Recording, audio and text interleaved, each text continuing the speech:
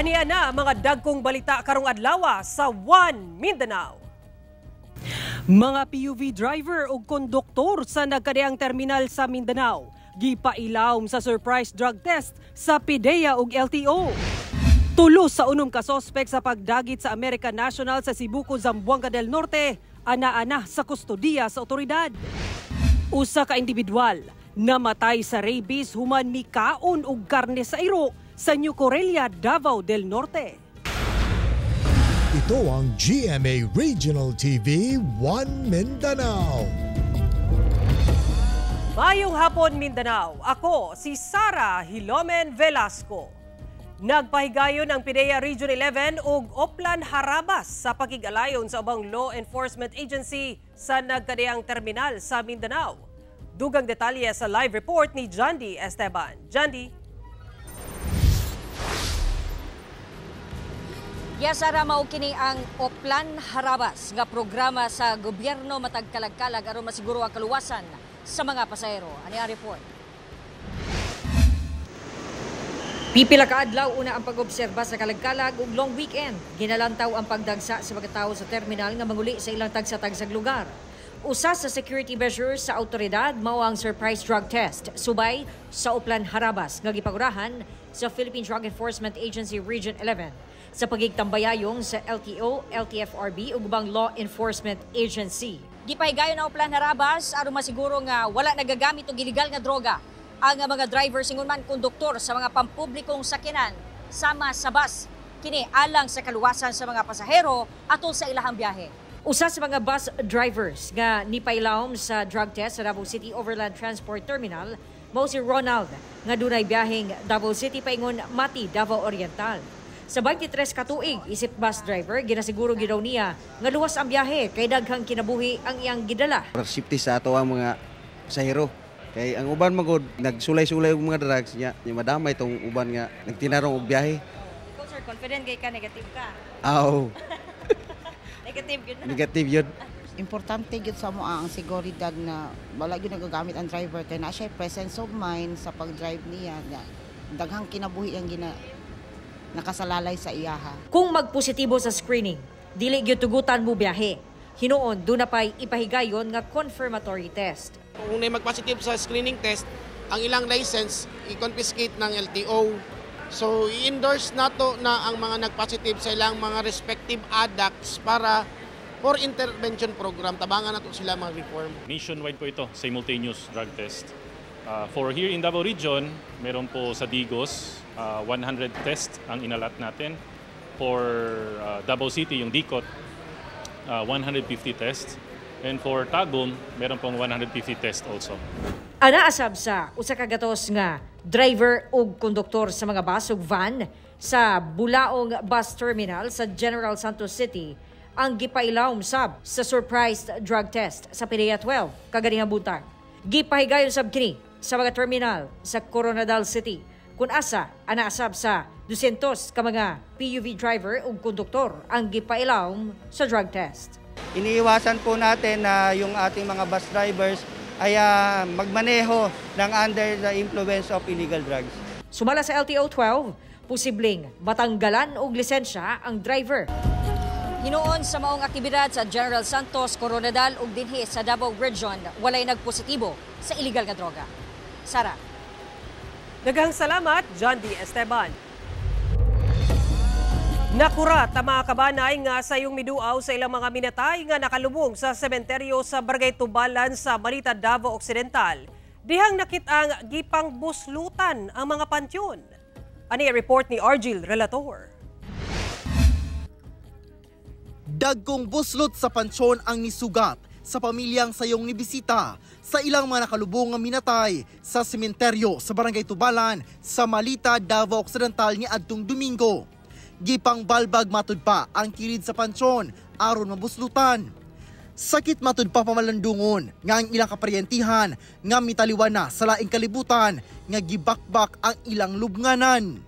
Nagtuo ang mga kabanay nga tuway-tuway sa minatay ang target kuhaon sa mga suspect. Nasubay na matud pa sa barangay o kapulisan sa Malita ang maong insidente.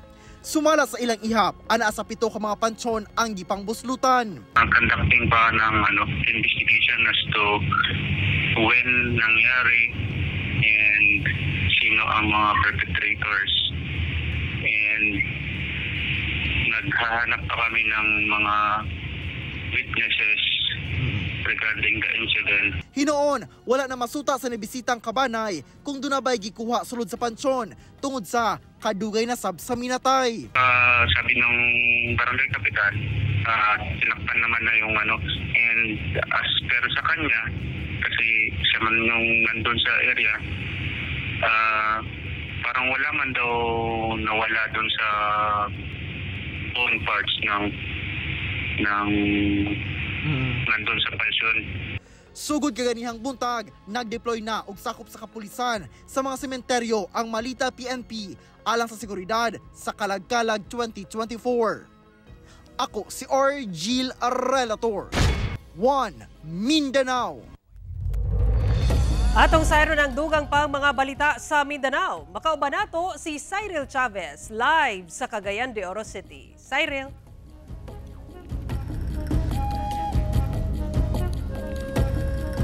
Salamat, Sarah. Tulo sa 6 ka mga sospek sa pagdagit sa American National sa Sibuco, Zamboanga del Norte ang anana sa kustodiya sa otoridad. Duha ni ini misurrender samtang naaresto ang laing usa. Dugang detalye sa report ni Efren Mamak. Pinaagi sa walay undang nga search and rescue operation sa otoridad. Tulo sa 6 ka mga lalaking sospek kinsa dunay direct participation sa pagdagit sa 26 anyos nga American national nga si Elliot Eastman sa Sibuco, Zamboanga del Norte ang gikustodiya na karon sa Police Regional Office 9 ug National Bureau of Investigation Western Mindanao Regional Office. Sumala sa PRO 9, misurrender kuno ang duha ka mga lalaking sospek kagahapon samtang ang laing usa naaresto sa balay niini sa Sibuco, Zamboanga del Norte. Sila na po mismo yung nag-surrender sa atin at may mga extrajudicial confession na din po silang ginawa. Kaya din po na punta din po dito sa paghuli ng isang kasama nila. Sumala sa PRO 9, ang tulo ka mga sospek mao kuno ang point man sa mga abductor kang Elliot. Gibutyag sab sa kapulisan nga ang maong mga sospek dili appeal sa mga terrorist group. Sila po yung nagsama at nagkakita po ng oportunidad na gumawa ng ganitong plano po of kidnapping. Pero hindi po sila organized, hindi din po sila belong sa any mga dating mga threat groups natin dito sa area. Ang maong mga sospek gipasang-atan na og kaso sa otoridad. Wala pa sab kini miluwat og pahayag. Na-inquest na ho natin yung kaso kahapon sa provincial prosecutor po sa May Sindangan and violation of Article 267 po ng Revised Penal Code or kidnapping and serious illegal detention. Sumala sa kapulisan, doon na nasab sila'y pangalan sa laing tulo ka mga sospek nga ginapangita nga mao ang nagtago kang Elliot. Wala pa sab nadawat ang ransom demand ng mga sospek sa pamilya sa biktima. Kahinumduman nga gidagit si Elliot niadtong October 17 sa gabii sa 4 ka mga armadong lalaki sa balay niini sa Sibuco, Zamboanga del Norte. Gani miabot na sab sa 500,000 pesos reward money gikan sa Sibuco LGU, laki provincial government sa Zamboanga del Norte sa makatudlo sa nahimutangan sa biktima. Efren Mamak, 1 Mindanao. Usa ka individual sa New Corelia sa Davao del Norte ang namatay sa rabies. Human matud pa mikaon og karne sa iro. Dugang detalye sa report ni Kent Abrigana. Patay ang usa ka individual tungod sa rabies sa New Corelia, Davao del Norte. Human mikaon og karne sa iro. Sumala sa Rural Health Unit sa New Corelia, migawas matud pa sa findings sa Davao Regional Medical Center nga viral encephalitis tungod sa rabies ang hinungdan sa pagkamatay sa maong individual nga wala nagipangalanan. Bibisita matud pa ni adtong October 24 ang maong individual sa Rural Health Unit sa New Corelia kung asa gisaysay niini nga mikaon kini og karne sa iro. October 25 dihang gidala kini sa Davao Regional Medical Center human nakitaan og sintomas sa rabies. Base sa info sa DMC, sir, na history of dog meat ingestion.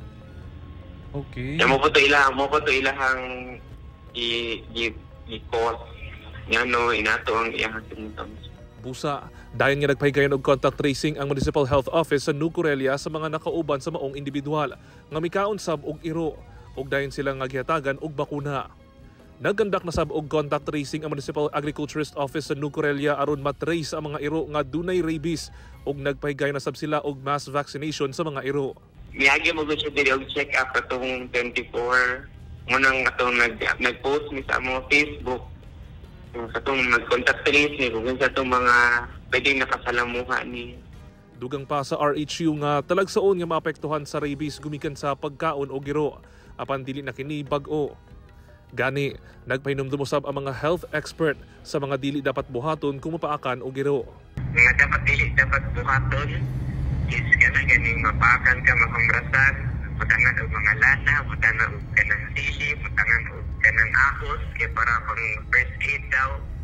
Katong buhaton din pero na kung is ugason yung tubig sa konsidor mo. Kaya para mawala itong mga kabalaka, ipa-check up na lang sa pinakadoon na Animal Vice Center para mag-iahan sa mga healthcare professional. Kauban si Mel Colmenares, Kent Abrigana. 1 Mindanao. Ito ang GMA Regional TV 1 Mindanao. Gipaygayon karong hapon ang send-off ceremony sa Safety and Security Cluster sa Davao City alang sa deployment sa nagkadiang sementeryo ug Places of Convergence karong kalagalag. Atong sayro ng detalye na ini pinaagi ni Argil Relator live. Argil. Sara 3,000 ka mga sakop sa Safety and Security Cluster sa Davao City ang ipang-deploy sa matag adlaw sa mga sementeryo ug uban pa nga Places of Convergence aron masiguro ang hapsay ug malinawon nga pag-obserba sa Kalagalag 2024 sa syudad. Number 3 ang deployment sa kinatibuk ang 13,000 ka mga sakop sa Safety and Security Cluster sa syudad o 3,000 matag adlaw. Nagpahigayon sa blessing si Father Bong Gonzaga sa mga contingent kanitambong sa send-off ceremony kaganina sa Davao City Police Office grounds. Gawa sa mga sementeryo, tutukan sab ang seguridad sa mga Places of Convergence o laganan sanglit long weekend sama sa malls, beaches ug uban pa. Guidance si Public Safety and Security Cluster Chief o Public Safety and Security Office Chief Retired Colonel Angel Sumagaysay, kinahanglan ng pahibalo hangtod sa tropa sa ground ang guidelines sa gilangkuban sa seguridad, concessionaires ug dagan sa trapiko. Guidance sab ni Mayor Baste Duterte gibasa pinaagi ni Colonel Sumagaysay nga ipatuman sa kapulisan ug Safety and Security Cluster ang maximum tolerance ug magbaon og taas nga pasensya ug pagsabot sa gilaumang pagdagsa sa mga tao. Sara pahimangno sab sa mga muduaw sa mga sementeryo ang mga ginabawal nga dalon sulod sa sementeryo sama sa mga hinagiban, pagdala og jacket, backpack ug uban pa. Ingon man hinumduman sab ang oras sa pag-abli sa mga sementeryo labi na sa mga public cemetery nga alas 6 sa buntag hangtod lamang sa alas 8 sa gabi. Sara. Daghang salamat, Argil Relator. Kapin 1.7 million pesos nga kantidad sa gituang shabu ang nakumpiska sa duha ka mga sospek nga pasulod unta sa Davao City. Pakyas nga masulod sa duha ka nadakpang lalaking sospek ang ilang dalang 256.6 grams sa gituang shabu humanaharang ilang gisakyang kotse sa Sirawan checkpoint sa Turil, Davao City Martes sa gabi. Nadiskubre sulod sa kotse sa mga sospek among droga nga gibana-bana ang nagkantidad og kapin 1.7 million pesos. Sa pagpanubay gikan matud pa sa Cotabato City ang maong mga dinakpan. Gikustudiya na sa Turil Police ang sospek ug mag-atubang og kasong paglapas sa Comprehensive Dangerous Drugs Act.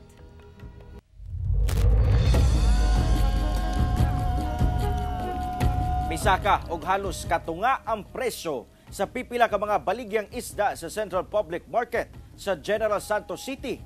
Epekto matud pa kini sa nasinating draft sa Bagyong Christine sumala sa mga fish vendor. Ang detalye sa report ni Efren Mamak. Dunay pagsaka sa presyo sa matag kilo sa pipila ka mga isda sa Central Public Market sa General Santos City. Ang matambaka miabot na kini sa 300 pesos matag kilo kung itandi sa mga milabayng semana nga analang sa 180 to 200 pesos matag kilo. Ang galunggong mapalit na sab sa 300 pesos matag kilo nga kaniadto analang sa 180 pesos matag kilo. Misaka sab og 80 pesos ang kilo sa isdang bariles o tuna nga karon ana na sa 200 pesos ang kilo. Kaniadto ana lang kini sa 120 pesos per kilo. Gumikan sa halos katunga nga presyo ang gisaka Ang ubang mamalitay ang mialma na sa kamahal. Wala na may mahimo sir, kay nagmahal na gid ang isda no, kay bagyo daw. Ay tunga lang gyud. Sumala sa mga fish vendor, nihit kuno ang supply sa moong mga isda gumikan pa sa nasinating epekto sa trough sa bagyong Christine. Wala kuno'y nanagat ni adtong tungura. Walay pakuha tungod sa kadagko sa balod, ang mga panagat nagpadaplin gyud. Katong sa bagyong Christine, hantod karon. Hinuon, gilauman sa mga mamaligyaay nga muubos ang presyo sa maong mga isda kung maayo na ang dagan sa panahon. Kauban si Gary Balantay, Efren Mamak, One Mindanao. Gisiguro sa Police Regional Office 11 ang paghatag og igong seguridad sa matag sementeryo, lakip na sa mga nagunang kadalanan atol sa pag-obserba sa kalagkalag. Sumala pa ni Police Brigadier General Leon Victor Rosete, ang Acting Regional Director sa PRO 11. Tinguhan niini ang kahapsay ug kalinaw pinaagi sa ipatumang seguridad sa mga pampubliko ug pribadong sementeryo. Dugang sa opisyal nga gawas sa mga sementeryo, gimando sab niya ang police visibility aron manikayan ang mga insidente sa pagpangawat panahon nga mulakaw ang mga tao padulong sa sementeryo. Samtang gipahimangnuan ang publiko nga planuhon ang adlaw sa pagbisita sa sementeryo. Siguraduhon nga nakakandado ang mga pultahan ug bintana sa panimalay. Walay nabiyaang nakasinding kandila o nakaplag nga appliances. Nakaabli nga gas stove o gripo ug likayan ang pagbutang og notes sa gawas sa mga panimalay nga walay tao aron malikay sa kawat. Naalarma karon ang Southern Philippines Medical Center kon SPMC sa padayon nagkataas nga kaso sa stroke sa maong ospital. Base sa datos sa ospital, sa nakalabayng tuig, 5 hangtod 6 katao matag adlaw ang madala sa balay Tambalanan tungod sa stroke. Sumala ni Dr. Matthew Rex Madayag, ang Senior Consultant sa Department of Rehabilitation Medicine sa SPMC. Dili lamang mga tigulang ang mga pasyente sa stroke, apan lakip na sab mga batanon. Ang stroke mahitabo kung mababagan ang blood flow o dunay kalit nga pagdugo o bleeding sa utok sa tao. Pagpasidaan ni Dr. Madayag, taas sa risgo sa stroke ang mga tao nga nagapanigarilyo, sobrang nga pag-inom og alkohol, sobrang pagtrabaho ug pagkaon og mga taas og kolesterol. Aron malikayan ang mga kondisyon, giabisuhan ang publiko nga siguraduhong maayo ang lifestyle, sama sa regular nga pag-ehersisyo ug pagkaon og masustansyang pagkaon. Kagapong adlaw giobserba ang World Stroke Awareness Day. Ito ang GMA Regional TV 1 Mindanao. Giaksyon na sa local government unit sa Davao City ang mulo sa mga vendor nga nahimutang sa second floor sa Agdao Public Market. Pero sumala sa mga vendor, gipabayad sila og dugang fee. Ani report ni John D. Esteban. Bibo na ang ground floor sa Agdao Public Market sa Davao City kay ubay-ubay na ang namaligya. Niadtong September 25, gipaabot sa GMA Regional TV 1 Mindanao sa dry goods o variety vendors nga namaligya puro gulay sa second floor ang ilahang mulo. Nga unta, tugutan silang mamaligya sa ubos kay hinay kaayo ang palit sa taas kay way manaka. Sa ato pagiginabi sa Davao City Economic Enterprise, ilahang gipasalig nga tugutan silang makanaog. Tuod man, sukad October 15, nakapamaligya na sila sa ubos tibok adlaw. Dunay namaligya dapit sa entrance, kilid sa walkalator ug sa may isdaan. Mga goods na ako, masales naman, nag-rolling siya ba? Padayon. Sa taas, diligod kayo ang akong kwanto income. Nag-maintain lang, lang permanente. Amo ang palit, arang-arang na, naog na mi. Manaw talaga ng Pikas Building para mang naog na mi. Ay, dito na mi dito. Doon manggod ba kung sa kapang taas, bisod na labi na may edad na mi. Dapat dirin na lang pa sa ubos. Nindot na unta daw kay makaapas sa pagbayad sa renta. Pero sa ilahang pagnaog sa ubos, nadugangan daw ang ilahang ginabayran. So kami po sa dry goods, 4,700 ang amo ang rental dito sa taas, wala na namo nagamit, plus additional na 3,320 diri sa baba. Half lang ani. Mas nida ko ang amo ang apaso na rental. Base sa regular rates, lahi ang bayad nila sa regular monthly rental payment o sa stall.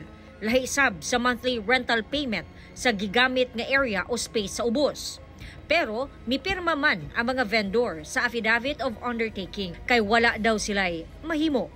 From the mouth of Attorney Layog ni ana siya status quo, but what happened is gipapili ang mga vendors kung vegetable lang ba ang ilahang ibaligya o variety. So ang nahitabo ang mga variety vendors nga nagbaligya og gulay, dili na nila makanaog ang ilang mga variety products ug wala na gyud chance na mahalin dito sa taas. Gipaabot nato ang concern sa City Economic Enterprise. Masabtan unta nila na gi-address namo ilahang mga concern. Kami pod tama ra man pod mi namusunod usa ang naa sa revenue code.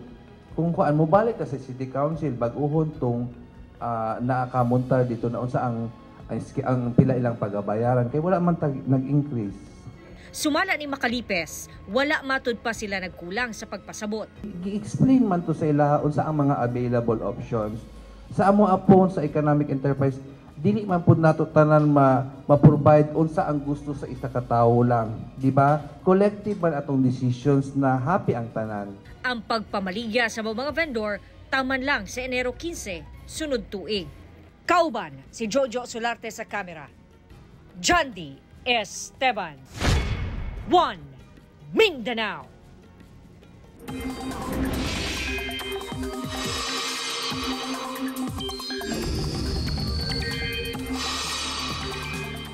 Padayong nagkaduol sa extreme northern Luzon ang bagyong Leon nga mas bikusog na ug usa na ka super typhoon.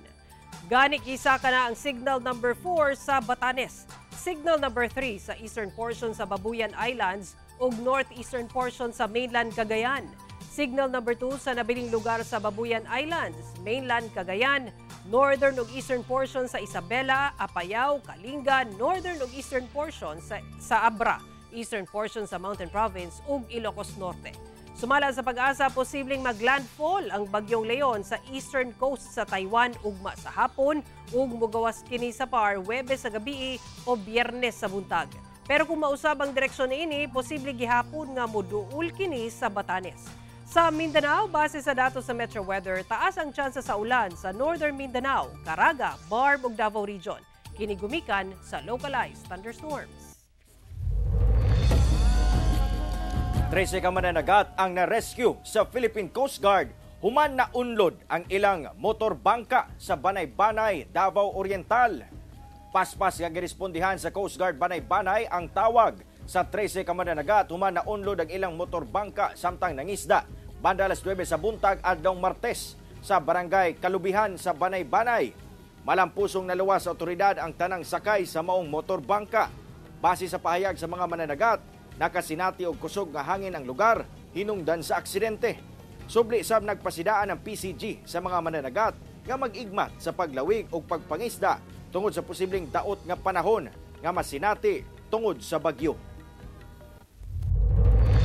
Sadya nga gisaulog sa Learners with Disabilities sa Davao City National High School ang United Nations Celebration kung asa mi parada pa sila. Suot ang tradisyonal nga kasuotan sa nagkadiyang nasod. Usamatod pa kini ka pamaagi aron mapalambo ang ilang katakos aron nga maandam na sila sa pagpangimpleyo sa umaabot nga panahon. Ari ang report ni Argil Relator.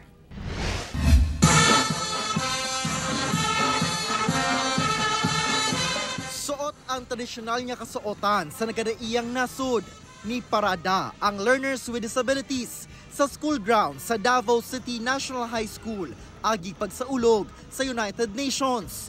Dunasab sila'y presentasyon, diin ilang gipakita ang ilang talento sa pagkanta uban sa pagiya sa ilang SPED teachers.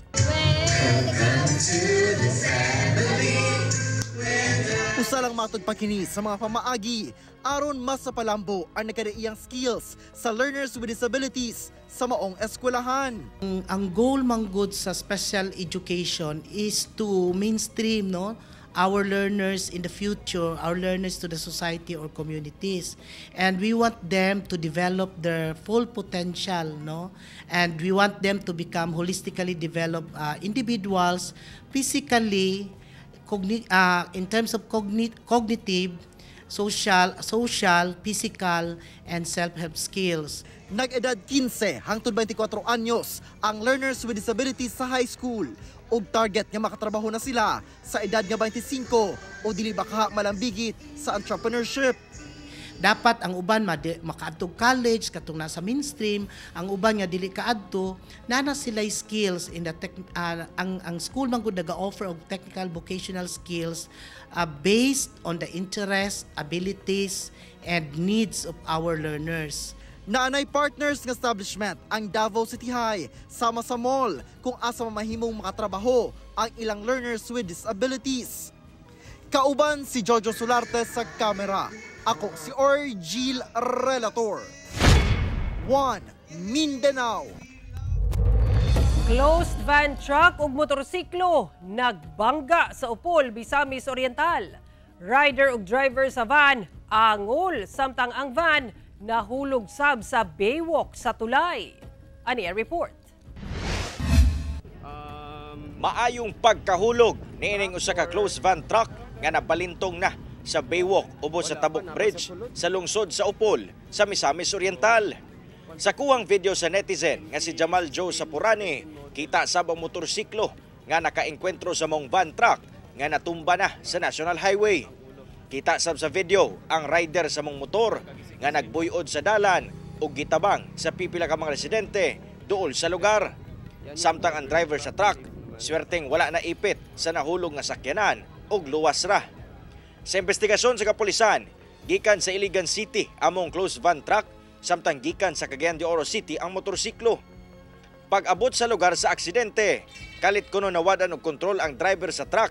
Rason nga nag-counterflow kini, hinungdan nga may bangga sa motorsiklo. Allegedly, nag-malfunction ang maong steering wheel. Busa ang nahitabo, nakapaingon siya dito sa dalan nga gidaganan sa maong motorsiklo. Ana-ana sa maayong kahimtang ang driver sa maong truck, samtang ang rider ana pa sa ospital, apan ana-ana sa stable nga kahimtang. Dili na sab kuno mupasaka og kaso ang rider. Importante kaayo nung kung mag-drive kita sa ato ang sakyanan, aside nga ato ang i-observe ang kaning defensive driving, importante usab kaayo nga dapat ang ato ang mga sakyanan are roadworthy nga gamito nato sa atong kadalanan. Samtang karong hapon lang nasunog ang maong truck samtang ginakuha kini gikan sa iyang pagkahulog sa baywalk.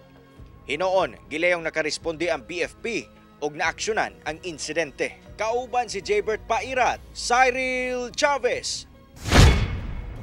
1 Mindanao. Mga paagi aron maprotektahan ang kalasangan, gihisgutan atol sa 2024 National Conference sa Society of Filipino Foresters Incorporated ug DENR nga gipaygayon sa Cagayan de Oro City. Wood sufficiency target nga makabot sa tibok nasod. Ani a report. Nagkatapok ang sobra gatos ka mga foresters gikan pa sa nagkadayang rehiyon sa nasod alang sa 2024 National Conference nga gipaygayon sa Cagayan de Oro City niadtong October 24. Gipangunahan kini sa Society of Filipino Foresters Incorporated sa pagdumala sa Department of Environment and Natural Resources kun DENR.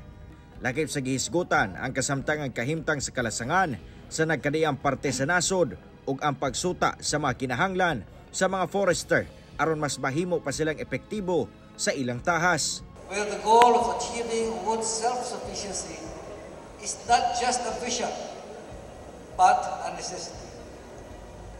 It is a testament to our commitment to progress, environmental stewardship, and national resilience.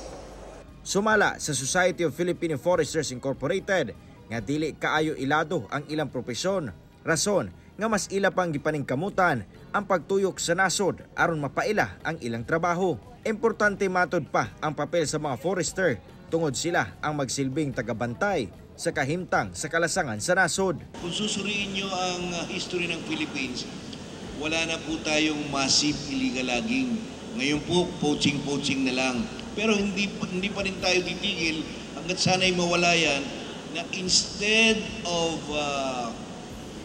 cutting down trees illegally, why don't we plant trees para tayo ay may ma-harvest din?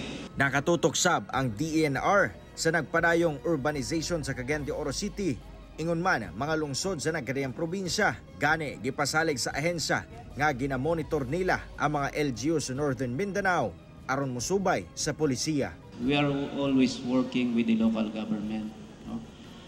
with the stakeholders. So, ang implementation po ng aming activity or ng projects or even the activity allowed under the urbanization ay nakapaloob po yan doon sa comprehensive land use plan ng ating local government. And kung ito ay nasa upland, mayroon po yung forest land use plan. Kauban si Jaybert Pairat, Cyril Chavez. 1 Mindanao. Mga kapuso, 56 days na lang, Pasko na. Mo katong mo lang balita sa Mindanao karong adlaw. Mamahimo ninyo kining makita pag-usapi na agi sa pagbisita sa official website sa GMA Regional TV o bisita ang among official YouTube channel ug i-click ang subscribe button para sa pinakawaling balita.